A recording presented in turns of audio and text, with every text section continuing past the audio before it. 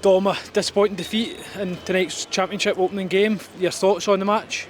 Yeah, first and foremost, it's disappointing to lose the game. We set out to win every game that we go into, and we believe we can do that. So I think we were slow, probably out the blocks tonight. Took us maybe 20-25 minutes. Falkirk are a good team. They'll pass it around you, they'll go into the gaps, and I think we're maybe a wee bit slow at the blocks tonight, and then I think we got it.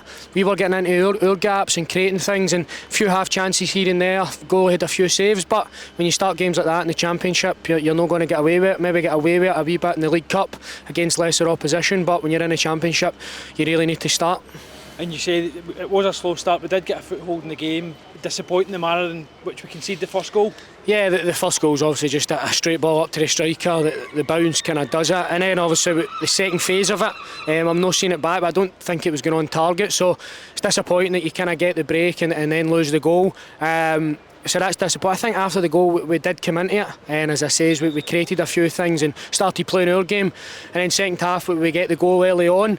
And then to lose a corner, I think 30 seconds later, and it's a second phase. That's down to kind of game management. You've just got yourself back in a game. You need to kind of have the next 5-10 minutes to build back in. The crowd will maybe turn with them. You give them that goal, and the crowd's right behind them again.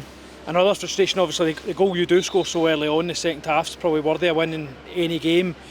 As you say, the reaction that's got to be better. We've got to settle 5-10 minutes and build ourselves into the second half. Yeah, I think when you get a goal so quickly after the break, and we needed a good start. We spoke about that at half time, getting out the blocks, being a wee bit more aggressive and in their faces, and you get the goal as a reward. I think when you get that, as I say, if you can get the next 5-10 minutes and start playing again, they'll maybe back off, the fans turn, and then you're in control of the game.